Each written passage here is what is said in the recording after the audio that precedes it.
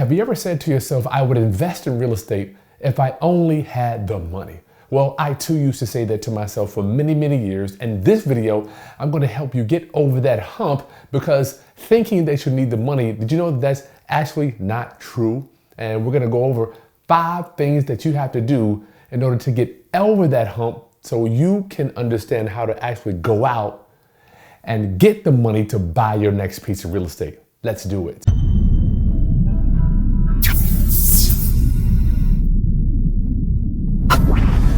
Okay, class, it's Kris Haskins with therealestateroundup.com. My mission and ministry is to raise your financial literacy through real estate investing and entrepreneurship.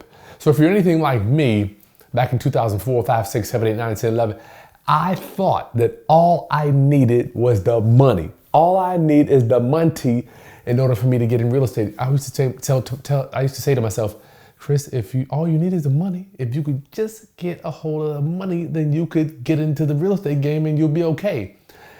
Money is everywhere. And today I want to unpack 5 things. If you master these 5 things, getting the money, I promise you, is going to be the easiest part of buying a piece of investment real estate. Now, some of these things work for owner-occupied, but we're going to stay in the investment arena for today. So you can kind of mix the two together, but I want you to understand that, first of all, you got to get over the hump that getting financing is hard. I coach and train people from coast to coast, and the hardest thing for me to get through to them is that the money is not an issue if you do these 5 things first. Let's get right into them. So there are some steps to take in order for you to attract financing to you. Most people out there just blindly looking for money, right? And they come to me, Kris, can you loan me the money? So what happens, people ask me to finance deals, and then I go over these 5 things with them to make sure that they understand why I will or will not do the deal with them. Number 1 is going to be, do you know how to? You have to ask yourself, before you go after the money, which is plentiful, they're printing money every day. So your mindset has to understand, if they're printing it every day, why does it seem so hard for me to get some of it? You're right. They're printing it. It's easy to get your hands on if you do these things. So number 1, do you know how to locate sellers? And I'm talking about motivated sellers, people that are struggling with social issues and not market conditions. Repeat after me. We buy houses based on social issues and not market conditions. Well, Kris, the market's going up. It's not a good time to buy. Or the market's going down. It's not a good time to buy. I don't care if the market's going up, down, left, right, forwards, backwards, or even sideways. You can still get money to buy your investment piece of real estate. The social issues I'm talking about are death, divorce, loss of job, job transfer, drug abuse, going to jail, bad blood between tenants, family issues, all those things wrapped up in a bundle. And sometimes there could be a multiple of the ones that I just mentioned. That is how we're able to buy real estate. But do you know how to locate these type of people? Before you ask somebody for money, do you know how to locate people that are even willing to sell their property to you? And the majority of people out there that are selling a piece of real estate, you can't even buy it anyway. So have you mastered the skill of running ads? Have you mastered the skill of marketing to these people? Have you mastered the skill of finding out where distressed people hang out that are going to foreclosure? That is one of the skills you have to master, all right? Number 2, do you know how to communicate? Now, when you get one of these people, these motivated sellers on the phone or in front of you, do you know what to say? I tell my clients all the time, listen, even if I were to give you some leads, somebody that would have a house to sell, and the majority of people in America don't even have a house for sale, so you got to know how to locate the ones that do. But even when you do locate these people, do you know what to say to them? Well, I don't know what to say. What would I say to them, Kris? Do I ask them, what do I do? You got to know what to say to these people. Like, if you don't, it's going to be a problem, because then you're going to be thinking just like most people, if I just had the money. Oh, if I just had the money. Now, being able to communicate with these people is an art form. It takes time. It's going to take some practice for you to get out there and not only find them, how do you talk to them? So we do have a book. I'm going to share one of my, the number one book to teach you how to communicate and negotiate with sellers in a minute. I'll show it to you. Number 3, you're talking to these people. After you do communicate with them, you talk to them.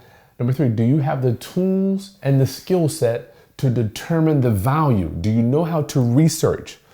Now, we use a program called PropStream. That link is in the video description below. It is the number one software for real estate guys like you and me. It gives you where the seller lives, what's the value, what's the tax appraised value, what is the loan value on it, what is the original principal, what is the interest rate, what type of liens and judgments against the property, are they in foreclosure, are there any type of other liens attached to the property. PropStream is what we use, but do you have this stuff? Do you know how to determine what the true value is? Do you know this stuff? After you communicate with them, how do you go out there and determine this stuff, right?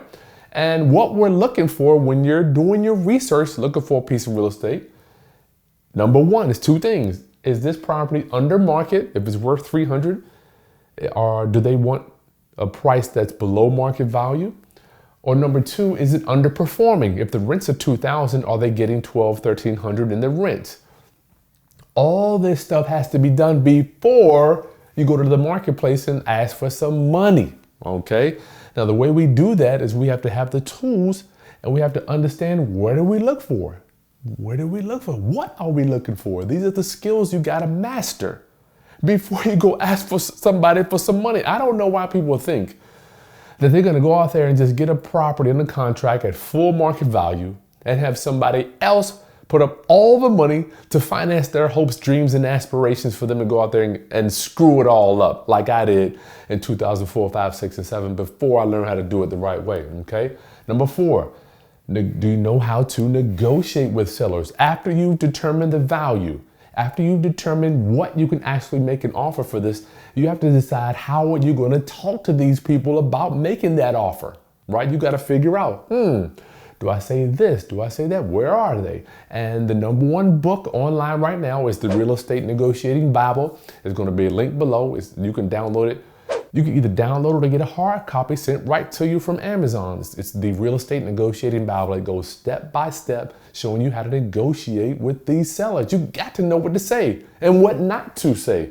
Walking people down the path to get in the boat with you so you can row them where they need to be to help them and to get them out of the sticky situation that they're currently in.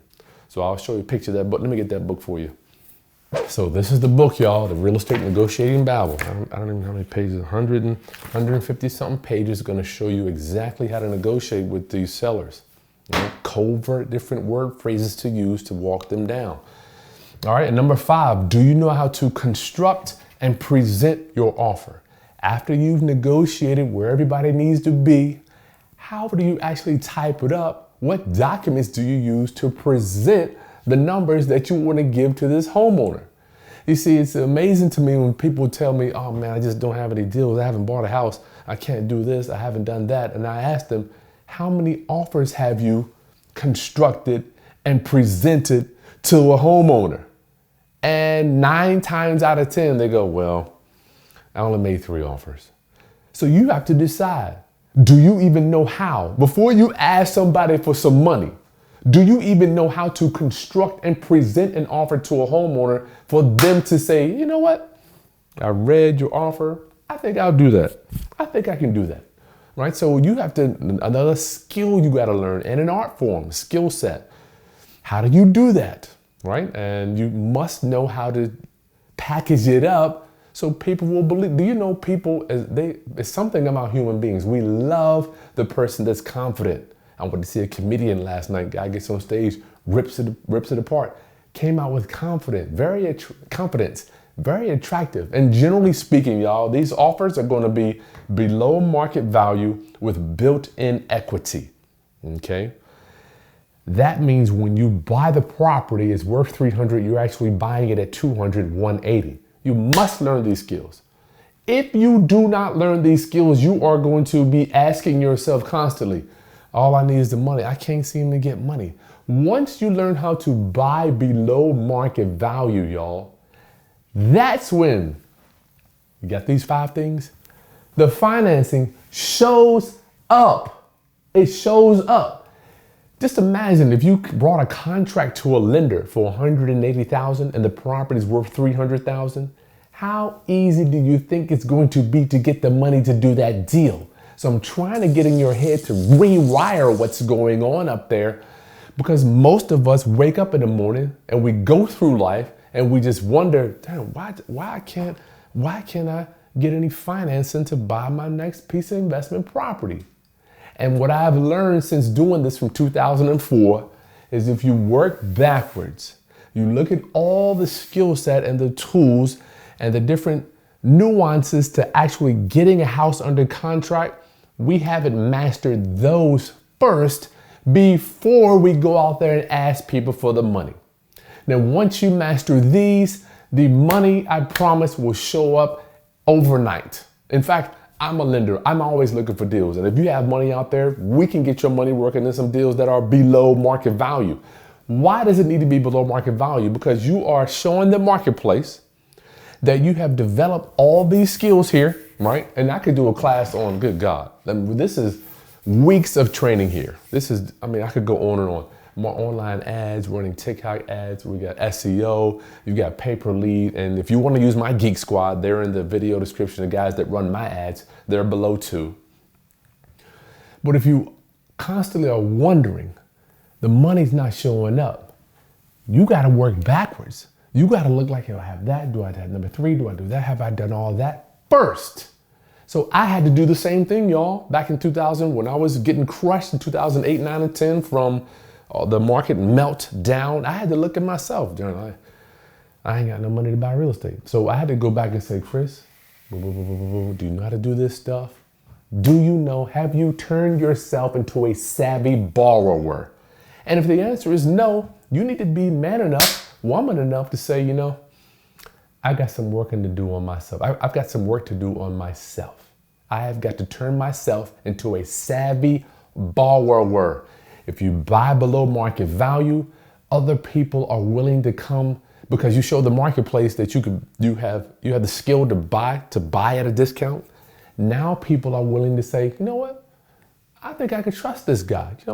He's got a house under contract. It's got $180,000 worth of equity, $120,000 worth of equity. I would be willing to give this guy a shot. But usually what happens is people come in, they're buying it, it's worth $300, they're buying it for $240, $250, and the house needs $50,000 worth of work. And then they're giving us this contract to look at. I'm like, what dummy would put any money into this deal? Unless you're bringing $100,000 down, it's not enough equity. So as you get out there and you look for money, you got this stuff here, boom, you got these doors done, that's when the money just starts to stick to you. Because money will say, I like this guy. I like this girl. She knows what she's doing, right? And that is when it shows up. I don't know why. These are the principles that I've had to live by, y'all. So take some time, look at yourself in the mirror. Ask, I want to know in the video description, have you done all this stuff first and then ask for money? Or have you tried to go to the marketplace and say, hey, let me get some money, and then try to figure all this stuff out about real estate? It doesn't work, and I'm sure it ain't working for you. So please, share this video, Roundup family. You know I love you. For other people that are in the same boat that I was in 2004 to 2010, trying to find out if I just had the money. Oh God, I just need to, how many times have I heard that if I only had the money? You gotta focus on locating sellers. Can you communicate with them? Do you know how to determine what the value is? Do you even know? Can you negotiate with them after you determine the value? Can you construct and present an offer and build in some equity for you and your money, people? Subscribe to the channel, y'all. Once again, share, like this content, and I'll see you on the next video. Get out there, do the hard work first, okay? Peace.